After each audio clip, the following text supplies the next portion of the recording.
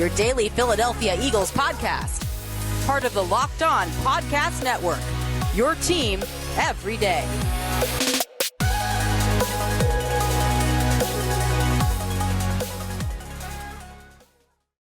What's going on, Eagles fans? Welcome into another edition of your daily Philadelphia Eagles podcast. It's the Locked On Eagles podcast, as always, part of the Locked On Podcast Network, your team every day. Louis DiBiase joining you on this Tuesday edition of the show. Guys, we thank you for making Locked On Eagles your first listen each and every day throughout the week. Monday through Friday, we have a daily Philadelphia Eagles podcast for you. We are your only daily Philadelphia Eagles podcast. You can get our show Monday through Friday on all podcast platforms, as well as on YouTube, and you can hit us up on Twitter as well. Always talking birds on the Twitterverse at Locked On Birds, at DiBiase LOE, at GC24_football. We are continuing to get into that devastating 13-7, devastating, frustrating, a lot of words to describe that loss to the New York Giants in the Meadowlands on Sunday by a score of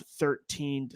Jalen Reagor, two drives at the end to fix all of their self-inflicted mistakes through 3.5 quarters. Boston Scott fumbles on the second last drive, and then Reagor drops 2 touchdowns that would have won the game. A perfect wrap to a frustrating game that was lost by the Eagles and not won by the New York Giants. And since this is a Tuesday edition of the show, guys, that means it's stock up, stock down. And for the last month, 3 wins of their previous 4 games. There was a lot of positives. There was a lot of stock up and not a lot of stock down. Today, gonna be vice versa. That game, very frustrating, I think, for the Eagles. Like I said, I don't really want to give the Giants a whole lot of credit for that win. The Eagles had so many opportunities to win that football game, and they should have, and they were executing on both sides of the ball. But again, they just cost themselves mistakes, penalties in the red zone, costly turnovers from their quarterback,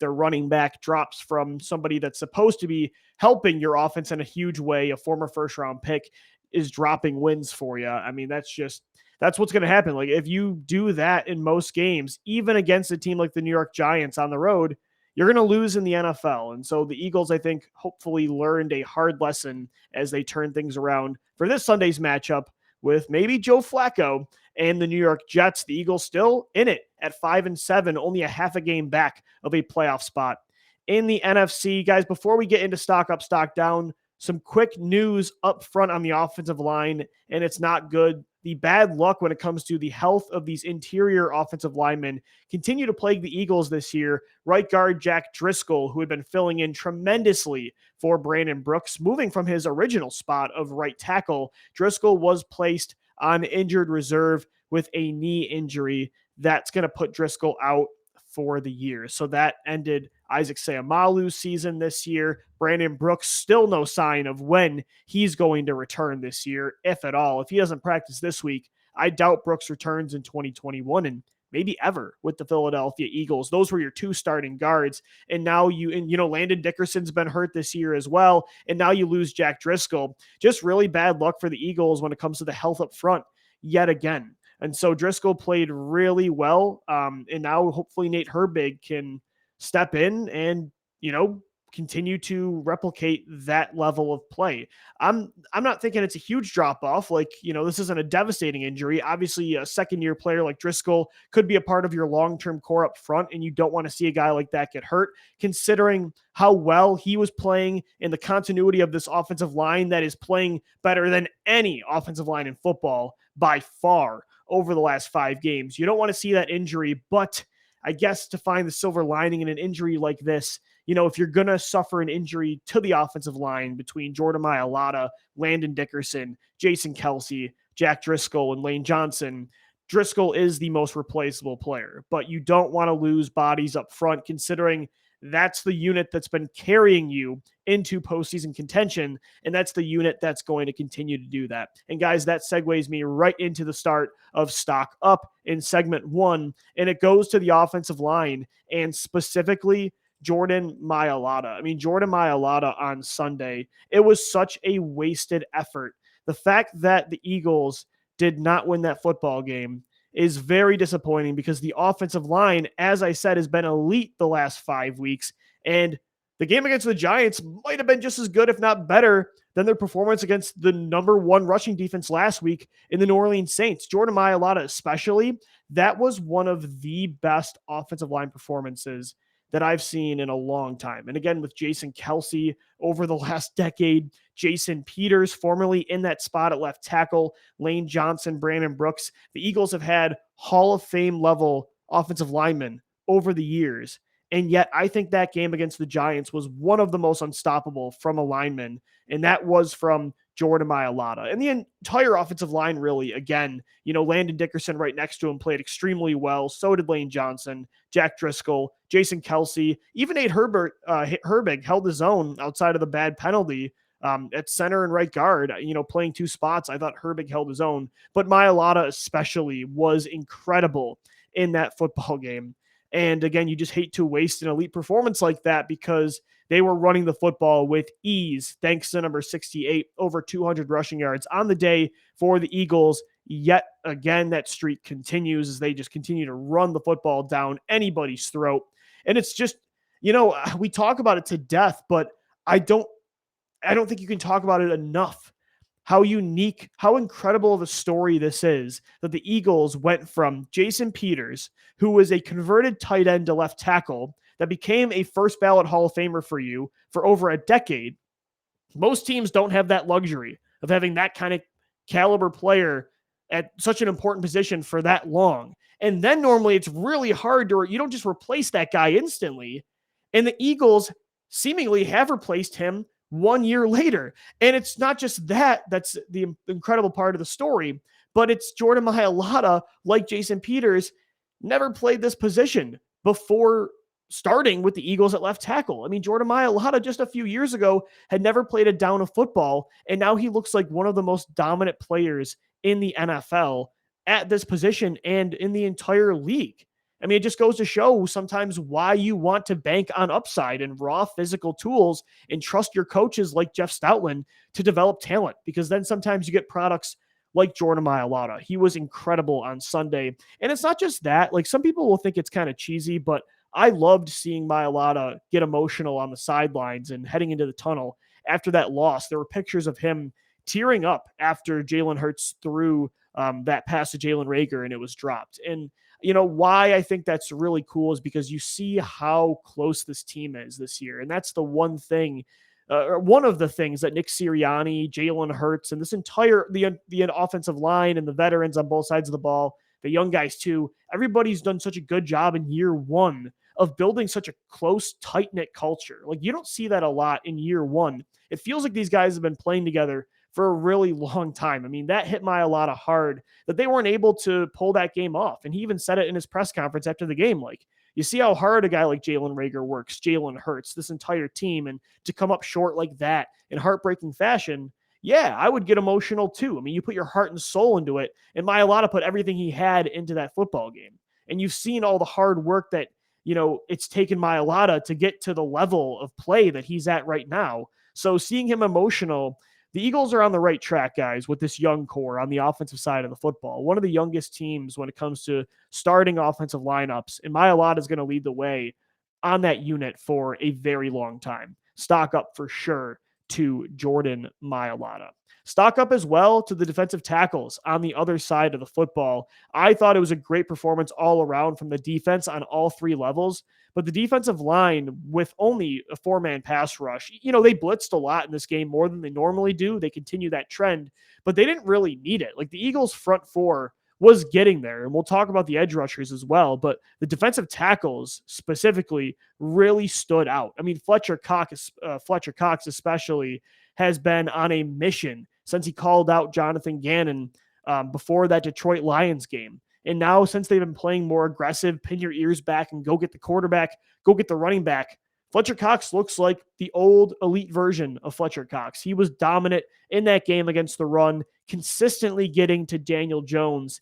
He has strung along 5 really good performances. And, when you combine just calling out Gannon, the trade deadline rumors, there's a lot of chips on Cox's shoulder this year. And so to see him put it all together, it's been huge for the Birds on defense in this turnaround in November. But it wasn't just him. Jayvon Hargrave finally looked like the early season Jayvon Hargrave, consistently getting to Daniel Jones, had a sack on the day. That's 7 on the year. They've needed that. I mean, Hargrave hasn't been bad over the last, 6-7 games, but he isn't what he was to start the year. Of course, it's hard to match, 6 sacks in the span of a month and a half. But it was good to see him get back in the sack column there and consistently get to Daniel Jones. It was Cox, it was Hargrave, but how about Milton Williams too? I mean, when it comes to rookies, we're consistently talking about Devontae Smith. We're talking about Landon Dickerson. When it comes to other young players, we're talking about that 2018 class.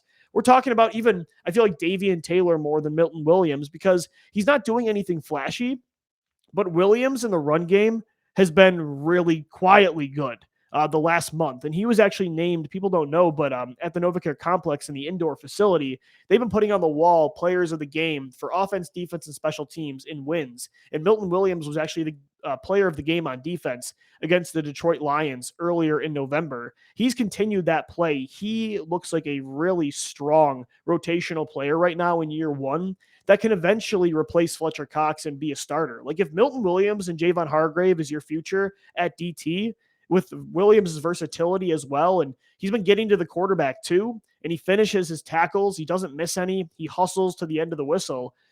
That's a good player to have long term. And I didn't love that draft pick in the 3rd round, but he's making me change my mind about that for sure. Hassan Ridgeway too played really well. I mean, just stock up overall to the defensive tackles, and then as well stock up to the defensive ends.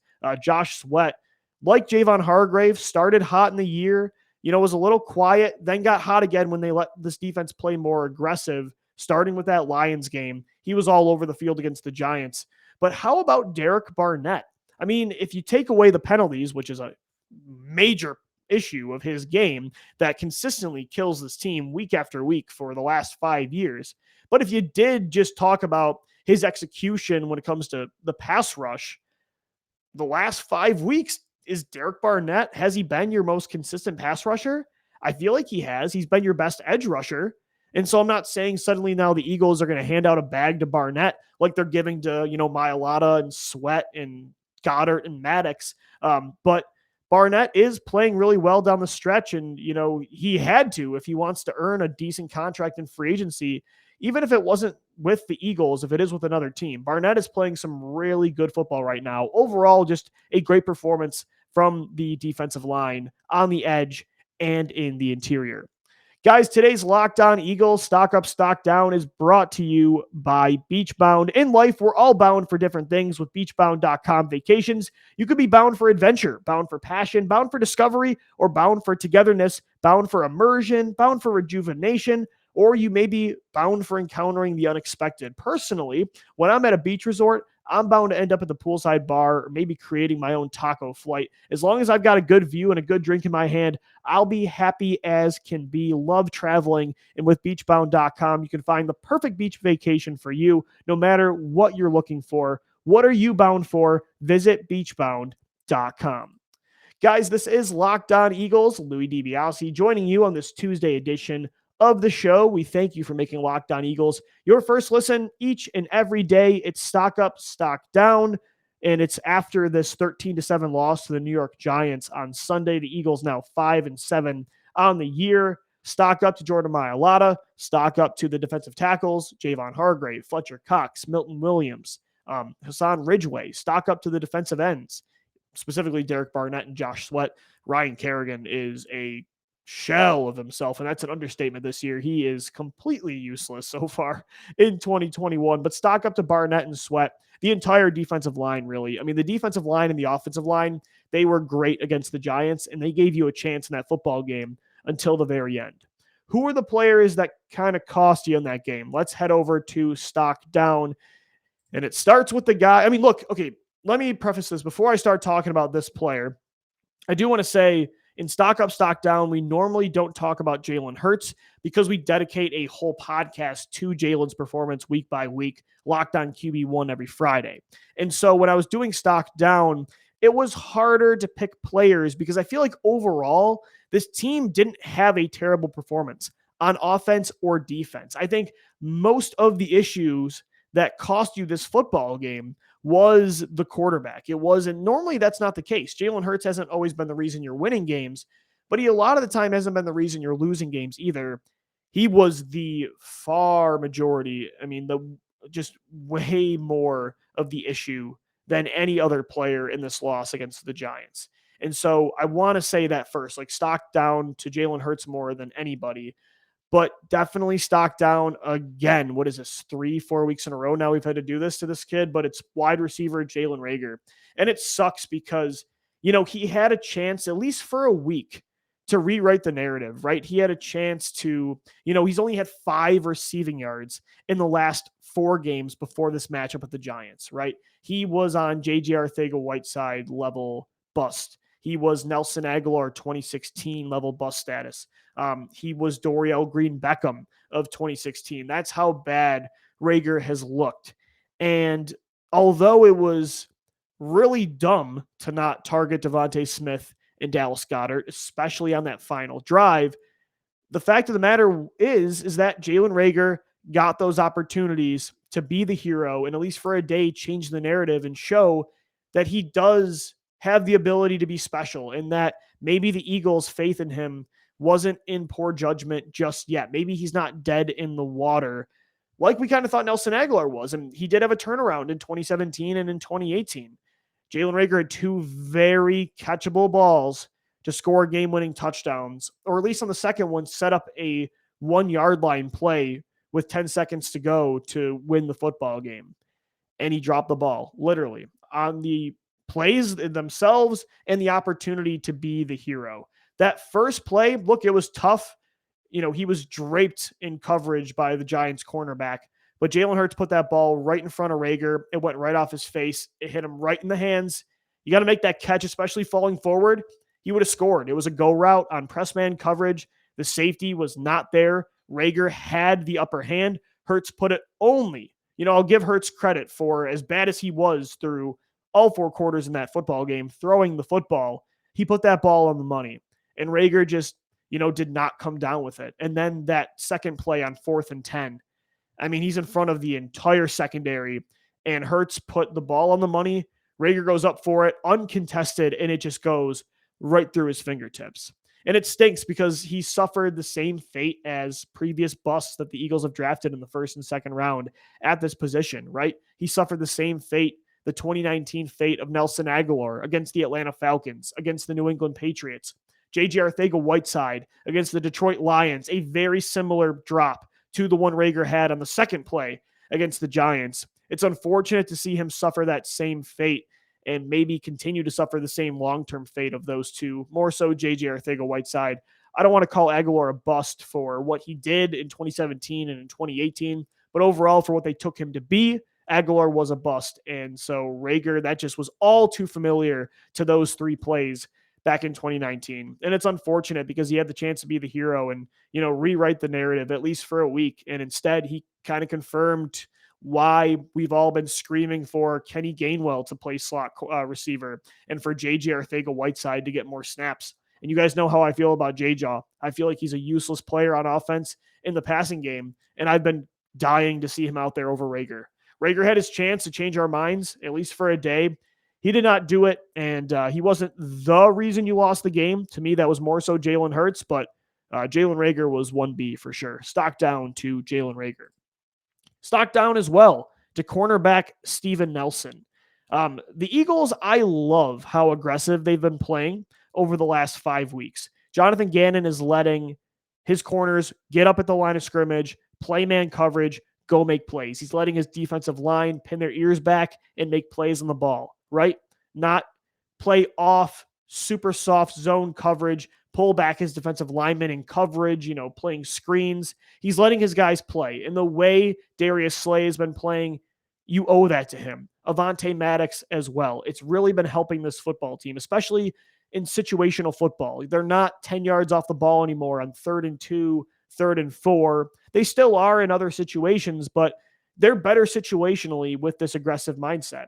The one blunder with this change in philosophy on defense is that it's exposing Steven Nelson for being the clear weak link of this defense over anybody else. Steven Nelson has had to play man coverage. He's had to go make plays like Slay and Maddox have over the last few weeks, and he's been getting toasted. He looks a lot like the other piss poor CB2s of the past, not as bad as Bradley Fletcher, I would say, who else? Leotis McKelvin, right? But he's given me Nolan Carroll vibes where it's just like you could do so much better. And while he's not your top guy, he's not even your second guy. I mean, Avonte Maddox is your second best corner. At the same time, you're going to need a new CB2 next year because you want to play. I don't want to go back to the defensive mindset that they had through the first, 2 months of the year. I would still in the draft prefer a safety earlier. If you're going to only take one defensive back, I'd like to get 2 in the first 2 rounds. But let's say they only take 1 with those picks. I would still choose safety, but you definitely need a CB2 next year. And hopefully it is with one of those early picks through the draft. I would not want to run it back with Steven Nelson. He was, outside of Jalen Hurts and Jalen Reagor, probably your worst player yesterday, or I should say on Sunday against the Giants. Definitely stock down to cornerback Steven Nelson. Guys, today's Locked On Eagles is brought to you by BetOnline.ag. BetOnline has you covered all season, more props, odds, and lines than ever before as football season continues the march to the playoffs. LOE3, we've been betting on player props every single week.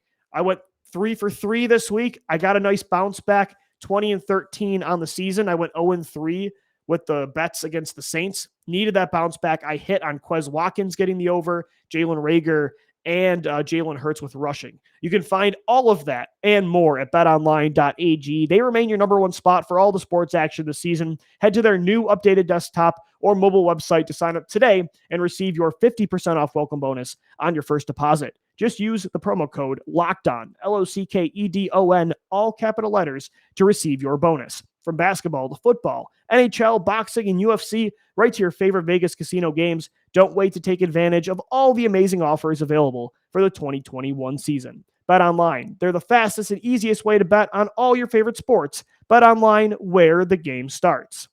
Guys, this is Locked On Eagles. Louis DiBiase joining you on this Tuesday edition of the show. We thank you for making Locked On Eagles your first listen each and every day.